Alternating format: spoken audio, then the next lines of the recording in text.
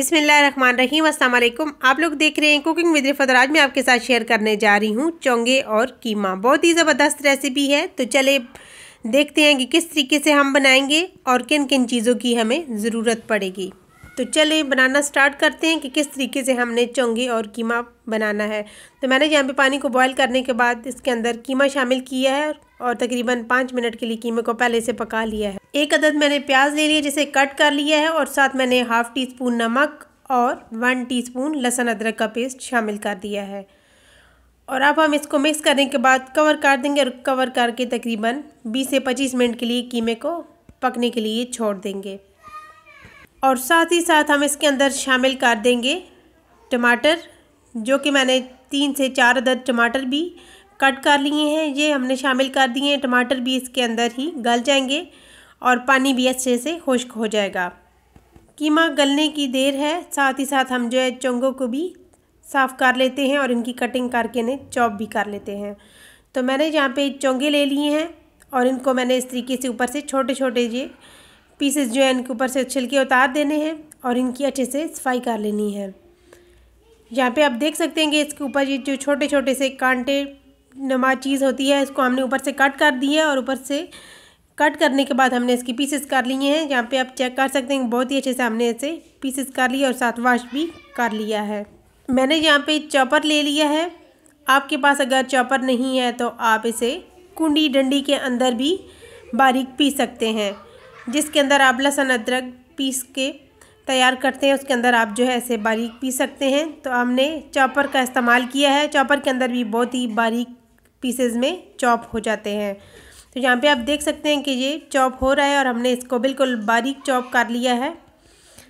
ज़रूरी नहीं कि आपके पास चॉपर नहीं है तो आप चोंगे नहीं बना सकते। आप कुंडी डंडे के अंदर भी बहुत ही आसानी से पीस लेते हैं।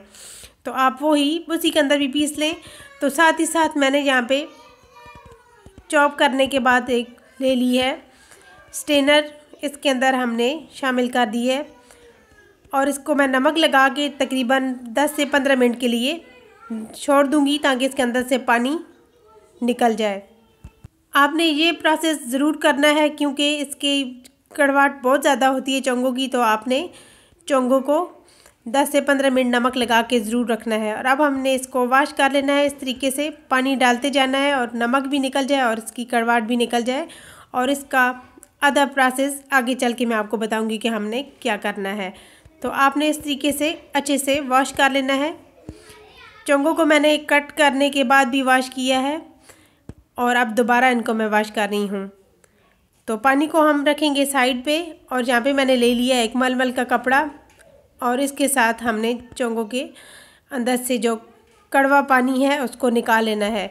ज़्यादातर लोग चोंगे बनाते हैं तो उनका यही मसला होता है कि चोंगे बहुत ज़्यादा कड़वी होती हैं और वो नहीं खा सकते। लेकिन आपने ये प्रोसेस ज़रूर करना है इसी तरीके से, तो आपकी चोंगे बहुत ही ज़बरदस्त तैयार होंगी। आप यहाँ पे देख सकते हैं कि ये कितना पानी निकल रहा है। ये सारा चोंगों का कड़वा पानी है। इस चोंगों का कड़वा पानी जो है बहुत ही फ़ायदेमंद है। आप इसको फेंक के नहीं, जो कि ज़्यादातर लोगों को शुगर का मसला है वो भी ये पानी इस्तेमाल कर सकते हैं। और जिनको बहुत ज़्यादा स्किन पे दाने वगैरह निकलते हैं, ये खून साफ़ करने के लिए बहुत ही ज़्यादा फ़ायदेमंद है। तो यहाँ पे आप चेक कर सकते हैं कि पानी कड़वा सारा निकल चुका है। अब हम इसको करेंगे साइड पे। और जहाँ पे मैंने ले लिया है एक कढ़ाई और इसके अंदर मैंने एक ऑयल शामिल कर दी और ऑयल हल्का सा गर्म हो जाए तो हम इसके अंदर डाल देंगे चोंगे।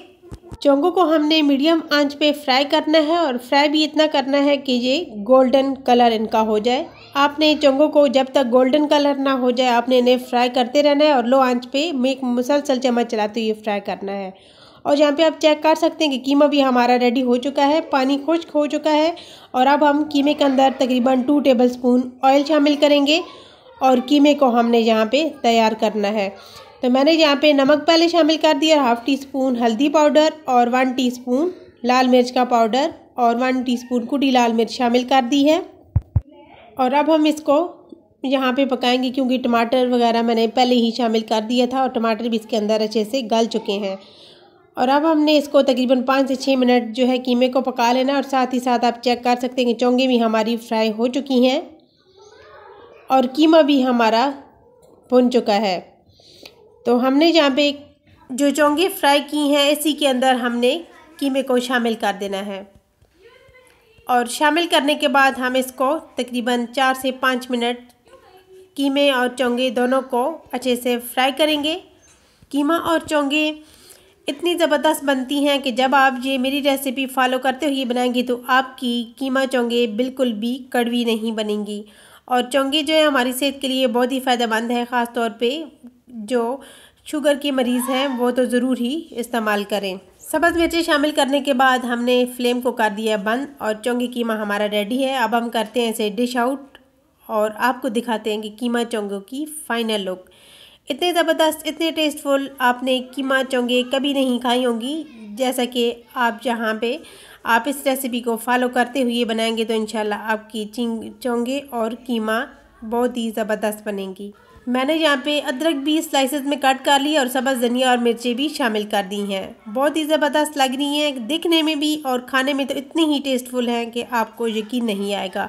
तो अगर आपको मेरी ये रेसिपी ज़रा सी भी अच्छी लगी तो प्लीज़ लाइक और शेयर करना मत भूलिएगा। चैनल पर नया है तो सब्सक्राइब भी ज़रूर कीजिएगा। बेल आइकन को प्रेस कीजिए ताकि मेरी न्यू नोटिफिकेशन आपको फ्री में मिल सके। Thanks for watching. अल्लाह हाफिज़।